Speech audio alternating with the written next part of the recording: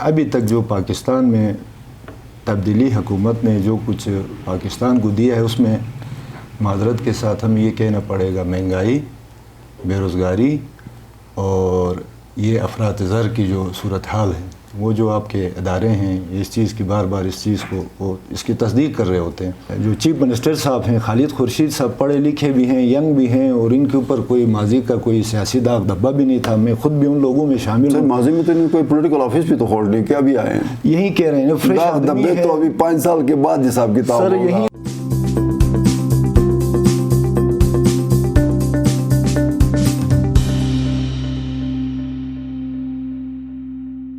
بسم اللہ الرحمن الرحیم۔ ناظرین السلام علیکم، آپ دیکھ رہے ہیں IMN پروگرام ہے ٹاکرا، اور ٹاکرا میں آج ہمارے مہمان موجود ہیں عالمگیر حسین، سینئر جرنلسٹ ہیں اور بڑے زبردست تجزیے کرتے ہیں۔ عالمگیر، آپ کو ویلکم کرتے ہیں۔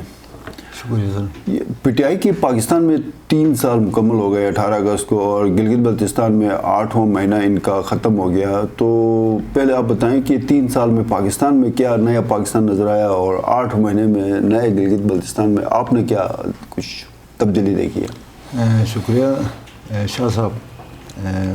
دراصل بات یہ ہے کہ عمران خان کی جب حکومت آئی تھی پاکستان میں، لوگ پبلک مجھ سمیت کروڑوں لوگوں کی خواہش تھی، بلکہ یہ سوچتے تھے سمجھتے تھے کہ عمران خان صاحب واقعاً پاکستان کے اندر ایک حقیقی تبدیلی کی بنیاد ڈالیں گے، جو انہوں نے اکثر اپنے تقریروں میں، دھرنوں میں اور اپنے پارٹی کے منشور کے اندر انہوں نے دعویٰ کیا تھا، یہ بتایا تھا۔ لیکن میرے خیال میں ابھی تک جو پاکستان میں تبدیلی حکومت نے جو کچھ پاکستان کو دیا ہے اس میں معذرت کے ساتھ ہمیں یہ کہنا پڑے گا مہنگائی، بے روزگاری اور یہ افراط زر کی جو صورتحال ہے، وہ جو آپ کے ادارے ہیں اس چیز کی بار بار اس چیز کو وہ اس کی تصدیق کر رہے ہوتے ہیں۔ تو پارٹی حمایت مخالفت کی اس سے ہٹ کر، چونکہ میں بھی عام پبلک میں سے ہوں، ایک عام لیمن ہوں، تو مجھے روزانہ کی بنیاد پہ مارکیٹ جانا پڑتا ہے، سبزی خریدنی پڑتی ہے، اشیاء ضروریہ کے حوالے سے، بچوں کی تعلیمی اخراجات کے حوالے سے۔ تو بنیادی طور پر پاکستان میں کوئی ایسی تبدیلی ابھی تک نظر نہیں آ رہی جس سے براہ راست عوام کو فائدہ ہوا ہو۔ میں بھی یہ ہو سکتا ہے کہ ہماری خارجہ پالیسی کے حوالے سے اور باقی دنیا میں یہ جو تبدیلیاں آ رہی ہیں، خطے میں تبدیلیاں آ رہی ہیں، ان معاملات میں کسی حد تک جناب عمران خان کی حکومت کو تھوڑی بہت کامیابیاں ملی ہیں جو نظر بھی آ رہی ہیں۔ باقی اندرون خانہ جو ڈومیسٹک جو ہماری پالیسیاں میرے عام آدمی کے حوالے سے جو پالیسیز ہیں ان میں آپ کو کوئی نمایاں تبدیلی نظر نہیں آ رہی ہے گزشتہ جو 3 سال ہے، اور یہ گلگت بلتستان میں یہ ان کے 8 مہینے کمپلیٹ ہو گئے۔ گلگت بلتستان میں بھی سر کوئی ایسا کام جو ابھی تک آپ کو لگا کہ انہوں نے واقعی میں زبردست کام کیا؟ 2-3 ایسے کام آپ بتا سکتے ہیں؟ وہ جو ہے ایک تو کام یہ ان لوگوں نے کچھ انفراسٹرکچر کے حوالے سے کچھ پروجیکٹس انہوں نے رکھے ہیں، جیسے یہ آپ کا غزر کا روڈ جو ایکسپریس وے ہے، گلگت غزر چترال ایکسپریس، یہ ہے ایکسپریس وے ہے، اور کچھ کمیونیکیشن کے پروجیکٹس، ویلی روڈس ہیں، اور مختلف شونٹر وغیرہ اس طرح کی چیزیں، اور ہائیڈل اسکیمیں جیسے عطابات ہیں، اور کچھ پاور پروجیکٹس، ہیزل کا پاور پروجیکٹ عطابات ہے۔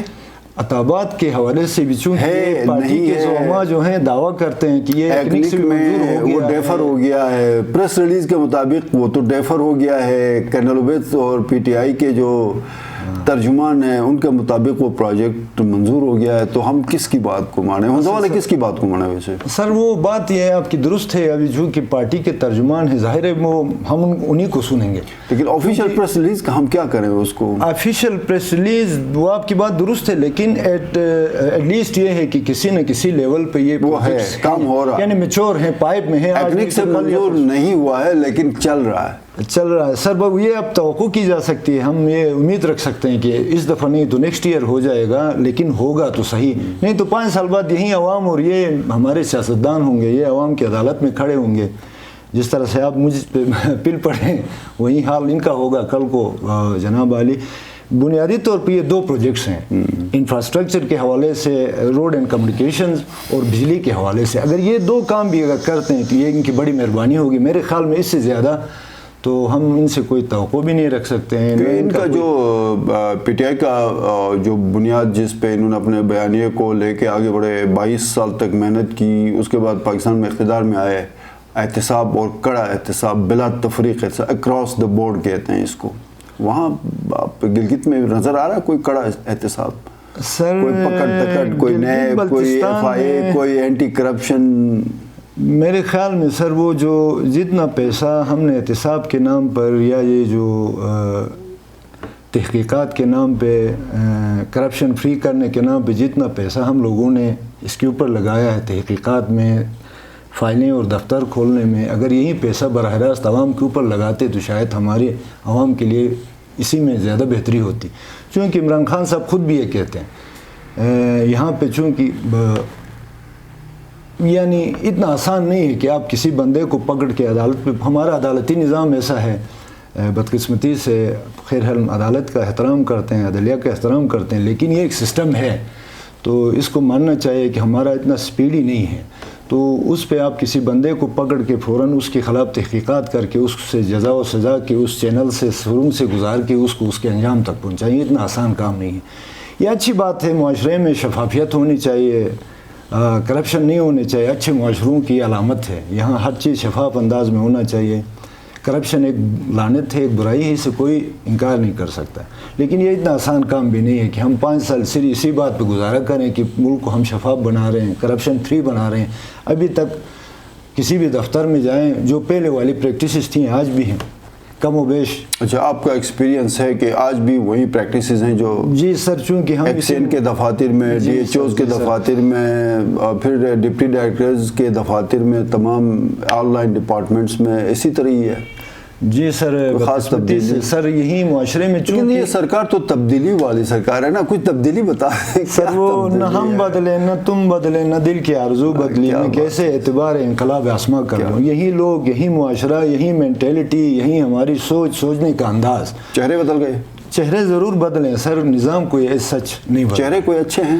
بہرحال اچھے ہیں. میں ذاتی طور پہ اگر آپ مجھے یاد دیں، میں یہ ہمارے جو چیف منسٹر صاحب ہیں خالد خورشید صاحب پڑھے لکھے بھی ہیں، ینگ بھی ہیں، اور ان کے اوپر کوئی ماضی کا کوئی سیاسی داغ دھبا بھی نہیں تھا. میں خود بھی ان لوگوں میں شامل ہوں. ماضی میں تو انہوں نے کوئی پولیٹیکل آفس بھی تو ہولڈ نہیں کیا، بھی آئے ہیں. یہی کہہ رہے ہیں فریش آدمی ہے تو ابھی 5 سال کے بعد حساب کتاب سر. یہی ہم ان سے توقع رکھتے تھے کہ وہ ماضی کے یہ جو تجربات سے یہاں اس معاشرے میں جو کچھ ہوتا رہا ہے ان سے ذرا سبق لے کے اپنے آپ کو صحیح لائن کے اوپر خطوط پہ چلیں گے تاکہ ان کو کہیں ٹھوکر نہ لگے، بعد میں ان کو پشیمانی کا سامنا نہ کرنا پڑے.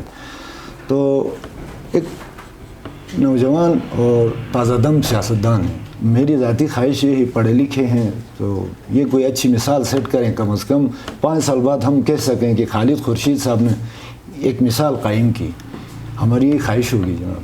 تو سوال پھر وہیں پہ، کوئی 8 مہینے میں 2-3 چیزیں بتا دیں جو تبدیلی کی جانب کوئی عوام کو کوئی سر. وہ میں تبدیلی کی جانب کوئی اشارہ ہے؟ بہرحال ان کی باتیں تقریریں تو ہم سنتے آئے ہیں اور میں بھی ابھی تک نا امید نہیں ہوں. بہرحال امید ہے کہ آگے ان کے 1-2 سال جو ہیں اس میں کچھ کام کر دکھائیں گے.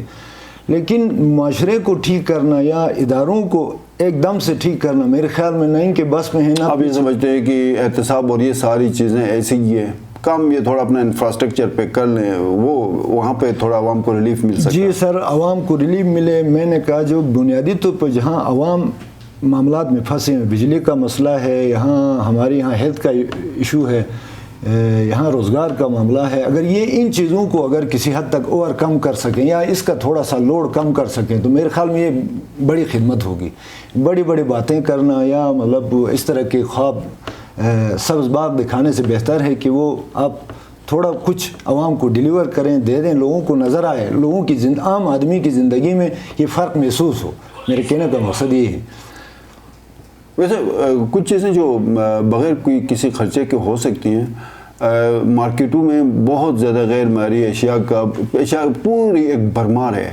میرے خیال میں پاکستان میں جتنی بھی 10 نمبر 2 نمبر نہیں 10 نمبر اشیاء جو بنتی ہیں، کھانے پینے، کوکنگ آئل سے لے کے آپ کے مسالہ جات سے لے کے بسکٹ سے لے کے ہر وہ چیز جہاں پہ گندگی بری ہو، وہ اب میرے خیال میں پاکستان کے دوسرے علاقوں میں تو ان کا اپنا ایک سیٹ اپ ہے، وہاں پہ وہ ناکام ہو گئے تو اب سارا رخ جی بی کی طرف ہے. اور یہ غیر معیاری اشیاء کو روکنے اور پھر یہ تھوڑا سا جو ہے وہ ریٹ لسٹوں کے حوالے سے اس پہ تو کام کیا جا سکتا ہے، حکومت اس پہ کوئی توجہ دے تو عوام کو اس سے بھی ریلیف مل جائے گا. اس سے میں آپ یہ کہیں نظر آیا کہ 100% میں آپ سے متفق ہوں جناب. پورے پاکستان کا ہر 2 نمبری چیز، چاہے وہ میڈیسن کی شکل میں ہو، چاہے وہ اشیاء خوردنوش کی شکل میں ہو، جو بھی آپ کہہ لیں، اس کا سب سے بڑا جو کنزیومر سب سے بڑی منڈی جی بی ہے. یہاں کوئی مطلب چیک اینڈ بیلنس کا نظام ہے، لیکن وہ ایز سچ اتنا افیکٹو نہیں ہے. میں خود کئی چیزوں کا آئی وٹنس رہا ہوں پاکستان میں جن کے نام لوگوں نے سنے بھی نہیں ہوں گے، مثلاً بناسپتی کہ وہ برانڈ نام جو گلگت بلتستان میں چلتے ہیں وہ شاید پاکستان میں کہیں انہوں نے نام بھی سنا ہو. یہاں پاپڑ اور سب سے بڑی ستم ظریفی ہے ہمارے بچے جو جن چیزوں کا عادی بنایا گیا ہے، پاپڑ، مٹھائیاں اور یہ ساری چیزیں آئس کریم کے باندھ کے نام اور برانڈ کے، وہ سارے گلگت کی مارکیٹیں بھری پڑی ہیں.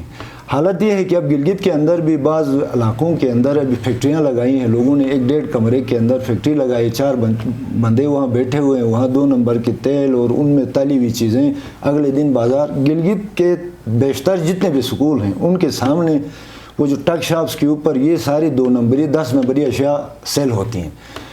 کسی نے نہیں روکا. ایسے معاملات میں جو ہے تھوڑی سی سختی کرنے میں حکومتوں کو کیا پریشانی ہے؟ مسئلہ کیا ہے؟ ایڈمنسٹریشن کو وہ تھوڑا مانیٹر کریں. یہاں پورا ایک سسٹم بیٹھا ہوا ہے اوپر سے نیچے تک ماشاءاللہ، میٹ انسپیکٹر سے لے کے اوپر تک ڈپٹی کمشنر آفس میں سارا اور ایسے آفس میں. تو یہ مسئلہ کہاں پہ آ رہا ہے؟ سر وہ آپ بہتر سمجھتے ہیں کہ یہ ہمارے پاکستانی کلچر کے اندر یہ ہے کہ یہ اس طرح کے کام کرنے والے ظاہر ہے وہ ان لوگوں نے اپنے لیفٹ رائٹ لوگوں کے ساتھ دائیں بائیں آگے پیچھے تعلق بنایا ہوتا ہے. ظاہر ہے وہ کسی نہ کسی کے ووٹر ہوتے ہیں، کسی نہ کسی کے سپورٹر ہوتے ہیں، اثر رسوخ والے لوگ ہوتے ہیں. یہ اس طرح سے وہ جو آسان طریقوں کے ذریعے پیسہ بناتے ہیں، پیسہ لگاتے ہیں. تو پیسہ تو اس حوالے سے بھی تبدیلی سرکار اور تبدیلی کوئی نظر نہیں آیا آپ کو؟ یہ جو 2 نمبر باتیں تو سننے میں آ رہی ہیں، لیکن میں ابھی بھی دیکھ رہا ہوں کہ وہ چیزیں جو پہلے ملتی تھیں وہ اس سے پہلے ملتی تھیں، آج بھی وہ بازار میں مطلب تھوک کے بھاؤ ملتی ہیں. ہر گلی کے نکڑ پہ، ہر دکان کے اندر ڈھیروں یہ سامان پڑا ہوا ہے. یہ میں کہہ رہا ہوں کہ آپ اپنے کم از کم بچوں کو بچائیں. مجھے جو چھوٹی جو نسل ہے ابھی آ رہی ہے آگے مستقبل میں انہوں نے ذمہ داریاں سنبھالنے، ان کو آپ ابھی سے وہ 2 نمبر پاپڑ اور 2 نمبر تیلوں میں تلی ہوئی چیزیں کھلا رہے ہیں. تو یہ کم از کم اس حکومت کی مہربانی ہوگی کہ کم از کم سکول کے اندر جتنے یہ جو ٹک شاپس ہیں، یہ کینٹین ہیں، ان کے اندر اس طرح کی اشیاء کا رکھنا جس کو یہ جنک فوڈ کہتے ہیں، غالباً جنک فوڈ کا رکھنا ممنوع قرار دینا. غالباً حفیظ الرحمان صاحب کے دور میں ممنوع قرار دینے میں کیا مسئلہ ہے؟ دیں گے تو یہ چیزیں رکیں گی، بائلا رکیں گی. کوئی مسئلہ ہے؟ کوئی قانون میں کوئی ایسا؟ سر یہ شاید ان کی ترجیحات میں نہیں ہے، یہ بڑے بڑے کاموں میں لگے ہوئے ہیں. تو یہ چھوٹی موٹی چیزیں. مجھے ایک چیز بتا دیں سر، آپ نے 94 سے لے کے 99 تک پیر کرم شاہ پیپلز پارٹی کی حکومت کو بھی آپ ایک پریکٹیکل لائف میں ایک ایز اے پروفیشنل جرنلسٹ آپ نے دیکھا. 99 سے 2004 تک فدا امت ناشاد ڈپٹی چیف تھے. وہ 5 سال بھی آپ نے ظاہر ہے مطلب ایز اے جرنلسٹ آپ نے کام کیا. پھر 2004 سے 2009 تک میر غضنفر ڈپٹی چیف، بعد میں چیف ایگزیکٹو بن گئے 2 سال تک، 3 سال ڈپٹی چیف رہے. پھر 2009 سے 2015 مہدی شاہ، پھر 2015 سے 2020 حفیظ، اور اب یہ جو خالد خورشید صاحب میں چیف منسٹر جی بی. ان سب میں بہتر کہاں پہ اور کس وجہ سے آپ کو کس حکومت میں کوئی بہتری نظر آئی؟ تھوڑا سا آپ بتائیں گے. سر یہ معاملہ پھر سیاست کی طرف جائے گا، چونکہ ہم کوئی پارٹی نہیں ہے. ویسے ذاتی میری رائے میں اب بھی کہہ رہا ہوں اس حکومت سے میں مایوس نہیں ہوں. امید ہے کہ یہ جو 1 2 3 سال ان کے پیچھے بچے ہیں اس میں تھوڑی بہت یہ کارکردگی دکھائیں، لوگوں کو ریلیف دیں.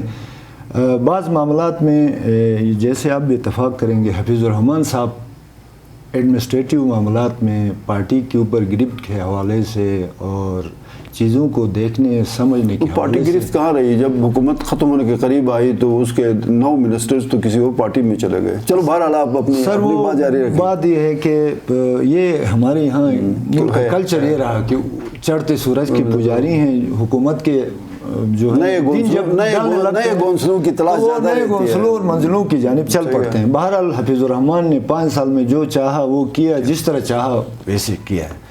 تو اس میں کوئی دو رائے نہیں ہے. مہدی شاہ صاحب زیادہ فلیکسیبل آدمی تھے.